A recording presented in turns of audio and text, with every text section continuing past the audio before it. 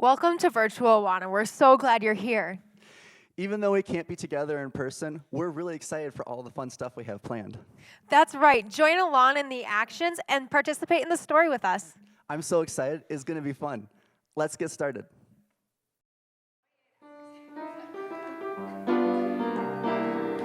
King Jesus is all. King Jesus is all. My all in all. My all in all. And I know that He'll answer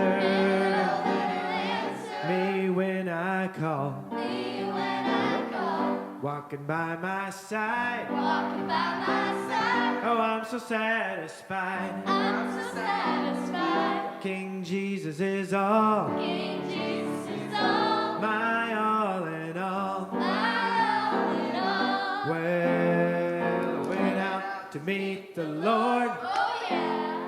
I got down on my knees. I said my very first prayer. Oh, the Holy Ghost, He met me there. Well, I stepped on the rock. The rock was sound. Oh, the love of Jesus came a-tumbling down. And the reason I know that He saved my soul, I dug down deep and I found pure gold. King Jesus is all. King Jesus is all. My all in all. My all in all. And I know that He'll answer. Hello, Lord. Me when I call. Me when I call. Walking by my side. Walking by my side. Oh, I'm so satisfied. I'm so satisfied. King Jesus is all. King Jesus is all. My all in all.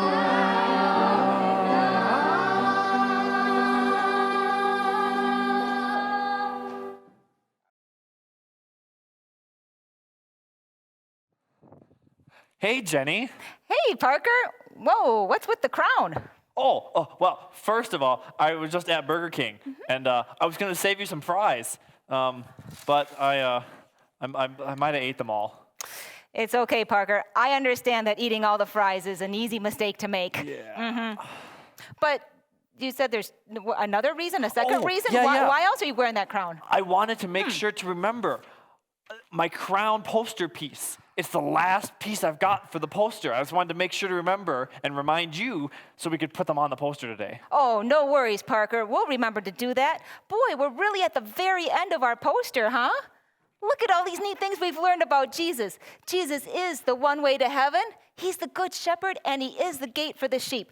Jesus is the living water. He's the true vine. Jesus is the head, and we're the body. Jesus is love. Jesus, the bread of life, He's the light of the world, and Jesus is our solid rock. And so you say all we have left is the crown? The crown right there, Parker? It's pretty exciting. It is. We'll take care of that today, okay? Hey, before you sit down and we start that lesson, could you help me with that sign language verse? Oh, yeah, let's do it. Yeah. All right. Remember how this works. We sign every word that's underlined. Boys and girls, see if you can remember too. Here we go, Parker. All right, we got this. Okay, warm up. Here we go. All right. I was dead in my sins, but God made me alive with Christ.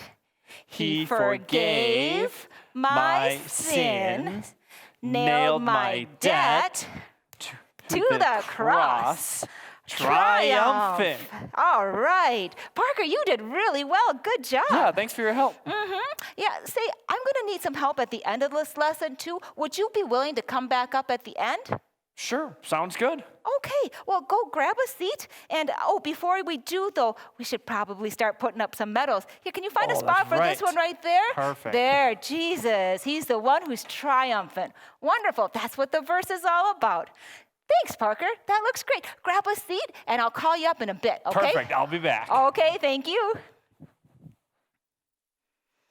All right, boys and girls. So if you remember last week we started with this story. It started off mighty sad, didn't it? Remember Lazarus, he was dead. And we had the sisters, and they were crying, and they were oh so sad. But then Jesus did something amazing. He went to the tomb, and He said, Lazarus, come out. And sure enough, Lazarus came back to life, and that was our second crown right here. Jesus is triumphant over death.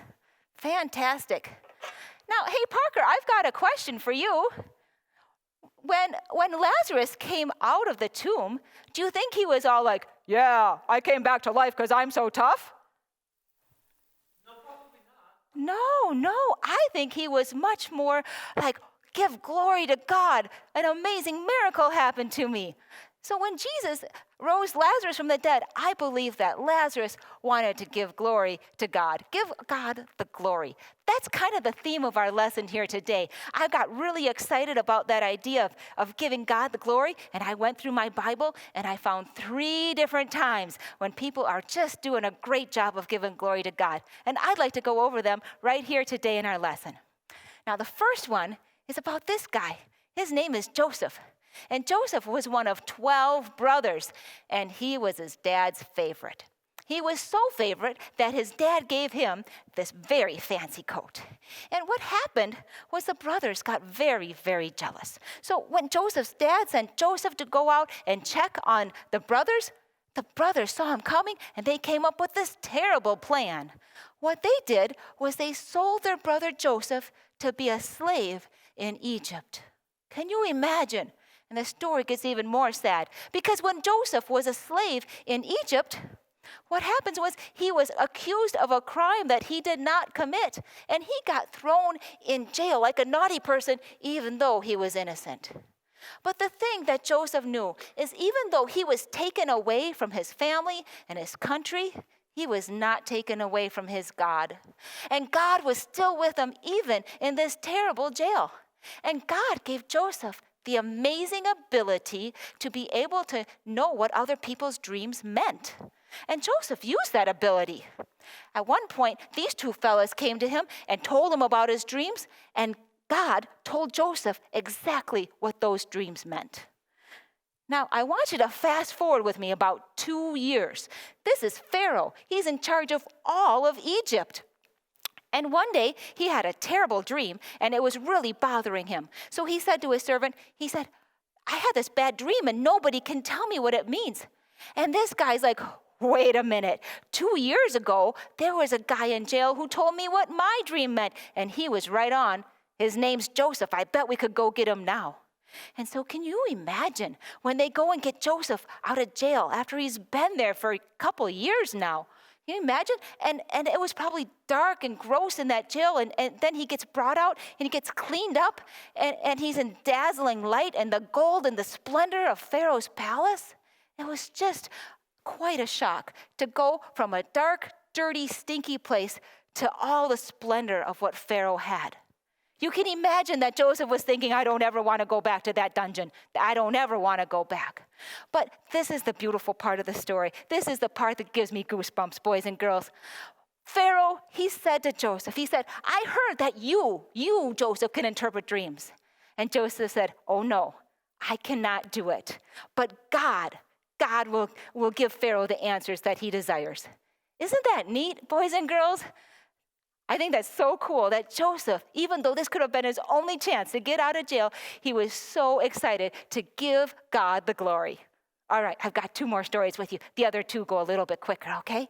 This is a story about Daniel. Now, when Daniel, he was only a teenager, okay? And then he got hauled off to be a slave all the way to Babylon. I know it doesn't look very far on my map here, but did you know this is hundreds of miles from Jerusalem to Babylon? That's a very long, long ways. And so he was hauled off as a teenager, but he was committed to God. And he said, oh no, I'm not going to eat that food that the king wants me to eat. Oh no, I'm going to keep doing things God's way, even though I'm in a foreign land. Now, Daniel was there for a very long time. You can see here he's getting very old, but still faithfully every night he prays by his window. He prays morning, noon, and night. He prays to God. And some people down here, they wanted to get him in trouble for that, for praying to the true God. And so what ended up happening was Daniel got thrown into the lion's den. But Daniel, the next morning when they came to see if he got eaten up, oh no, he said, look at this. My God sent his angel and shut the mouths of the lions. I love that. Daniel also didn't say, look at me, I'm so tough. Oh no, what Daniel said was, I'm going to give God the glory.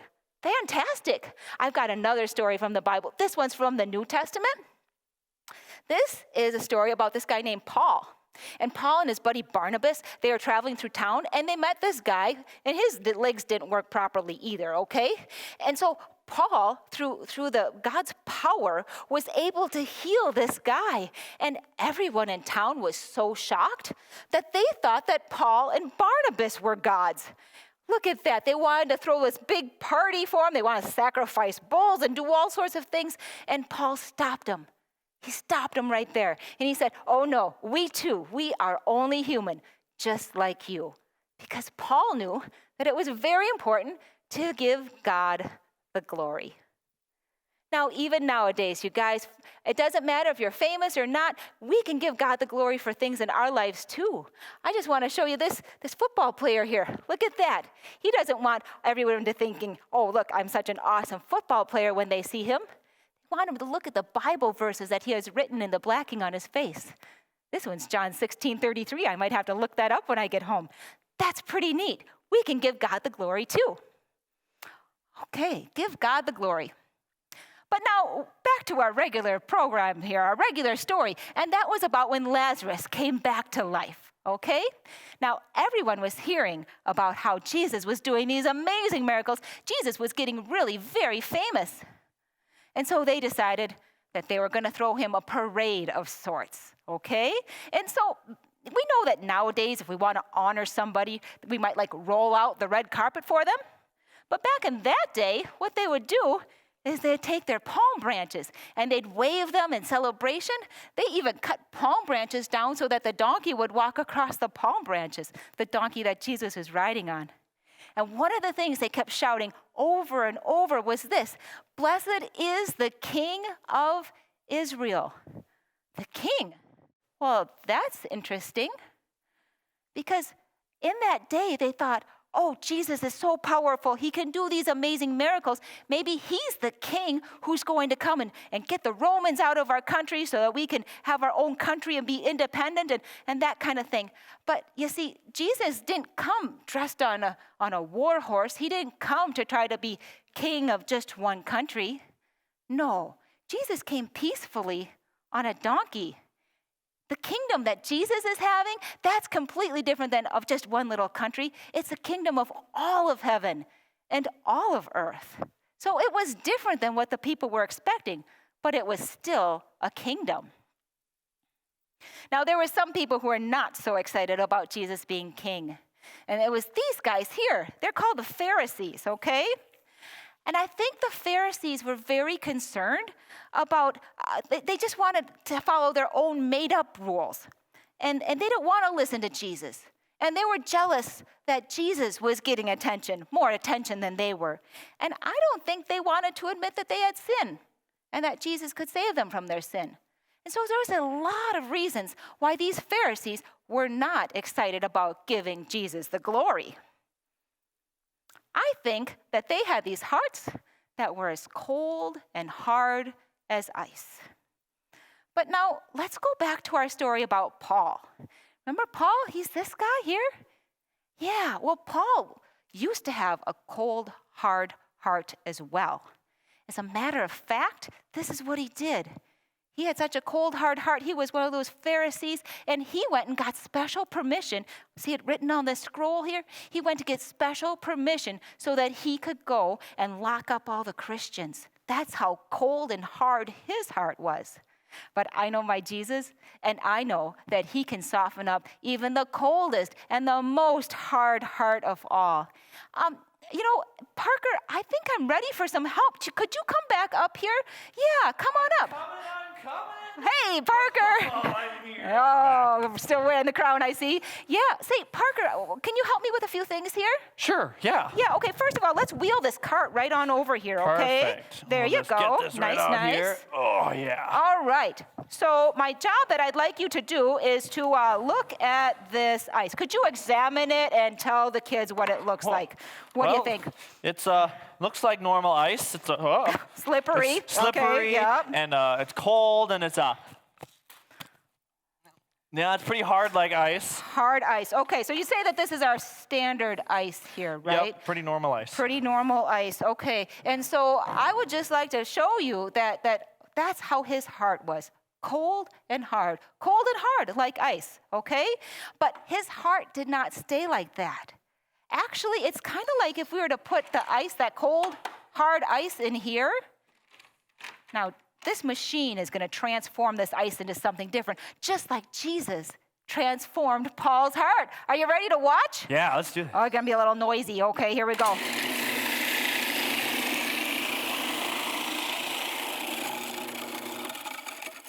Check it out now. Huh. So Jesus took Paul's hard heart and he made it into something soft.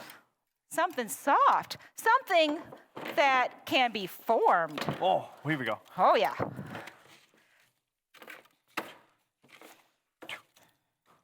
Haha. All right. I'll let you be the artist there. Okay, so there we have it. Do you see that, Parker?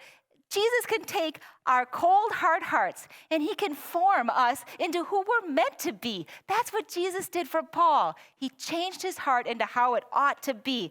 And would you look at that?